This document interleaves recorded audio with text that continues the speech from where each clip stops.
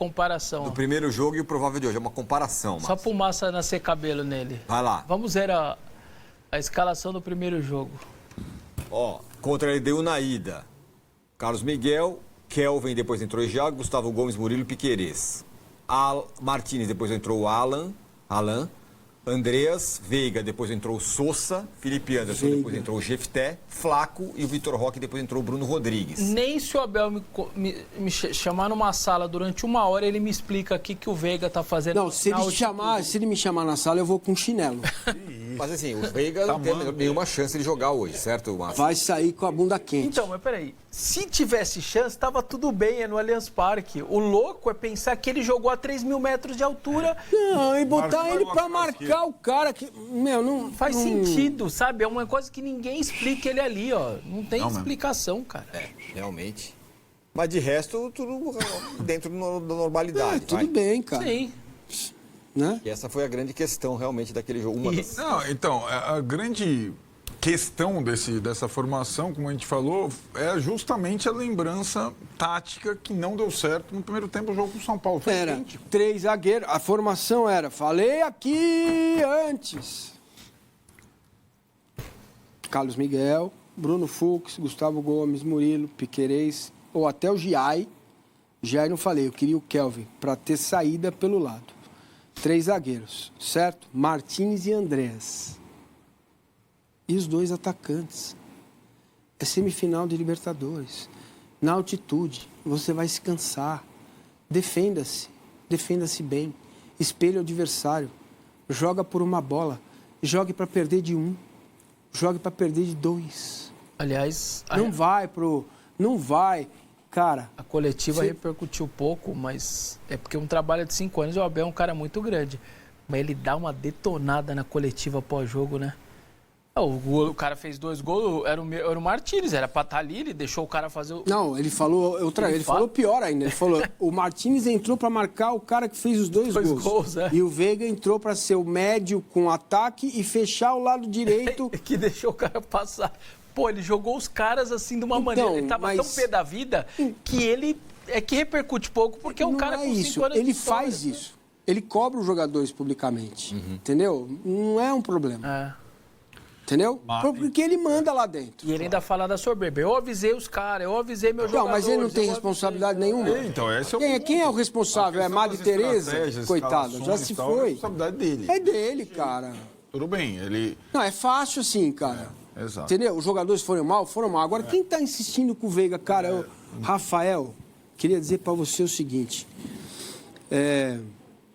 Eu tenho um jogador que eu cultivo na história do Palmeiras. Chama-se Luiz Pereira. Que é a questão da idolatria, né? Eu gostei muito do Jorginho Putinati. Gostei muito. Mas na época do mercantilismo, né? Na época do futebol business, negócios, como gosta de dizer o Arnaldo, dos players, como ele insiste em falar que todo dia no G4, você representa, para mim, como se eu estivesse em campo. Porque você escreveu um bilhete para o seu avô morto, dizendo que se você tivesse chance, um dia você iria jogar no Palmeiras. Porque você é palmeirense. Você é mais palmeirense que qualquer outro jogador do Palmeiras hoje. Que o Felipe Anderson, que o Andréas, que o Everton, que o Gomes. Todos eles têm uma história de nascimento, uma camisa que vestiram como criança. Você só vestiu essa quando criança. Foi jogar em outros clubes, é verdade. Você merece todo o meu respeito e o respeito de toda a torcida do Palmeiras. Toda. Aí é que eu te digo, não é possível que aquele cara no qual você ainda não, que você sempre respeita e idolatra e atende, chamado Abel Ferreira, continue jogando a tua história no lixo. Porque tem alguma coisa errada com você. Você é um jogador excelente, tecnicamente excelente, um meio atacante decisivo, que talvez tenha feito gol na história, na minha história pessoal com o Palmeiras, que mais me emocionou. Foi o gol mais doce, porque eu joguei uma senhora com uma sacola de churros para cima quando você fez esse gol lá em Montevidéu. Então, eu falo isso, cara, com todo o respeito. Mas não tem condição de escalar. Ele não consegue acertar um passe, gente. Agora eu acho que esse jogo, né? Difícil imaginar que ele vai ser escalado depois. E espero que, se for o caso, que ele entre no segundo tempo e faça o 4º gol.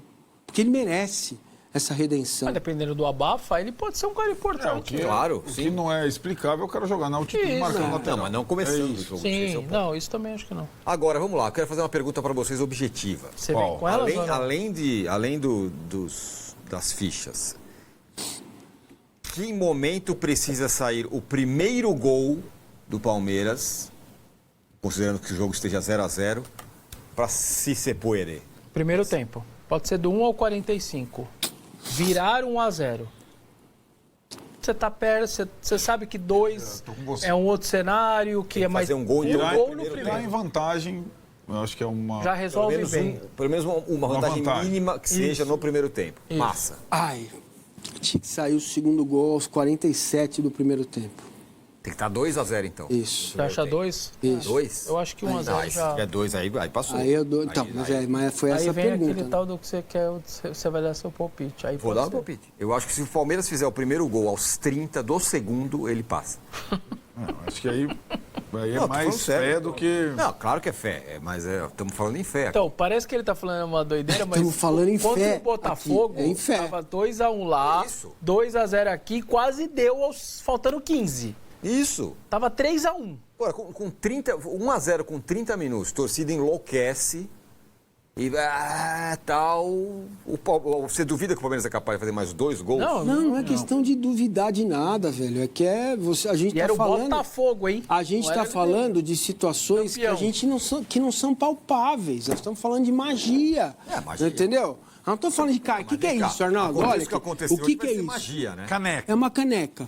Entendeu? É preciso analisar de forma racional.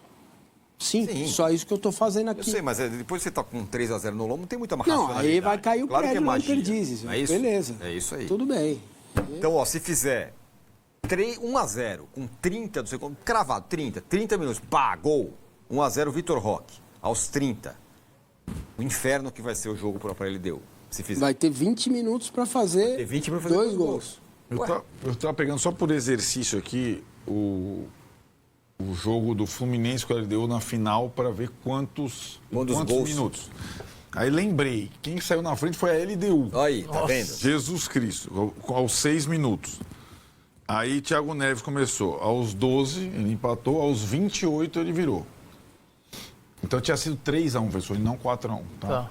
Então ele virou, passou o segundo tempo. Fluminense, que já tinha virado em cima do São Paulo, né? Lembra? O Fluminense tinha essa... É o time de guerreiros, né? Isso, tinha eliminado o Boca. Ou seja, o 2-1 é o nosso 1-0 que a gente falou de hoje, né? E aí, Tava vivo. Aí, aos 58, antes dos 15, ele fez 3-1. E parou no 3-1.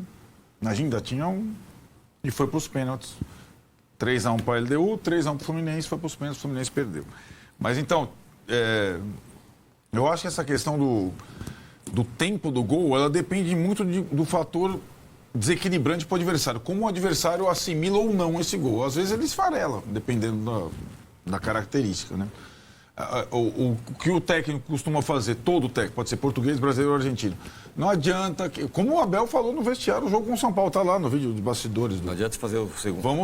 Vamos ganhar o segundo tempo, vamos fazer o primeiro gol. Não, aconteceu pensar lá no terceiro gol. no Newton Santos, gente. Lá Isso, no- lembra?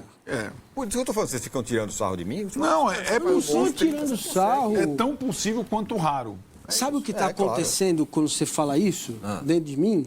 Aí, vamos. Ué, Tem tá razão. vendo? Tô falando. Mas a razão é outra. Dito tudo isso, Né, Bala? Lá vem elas.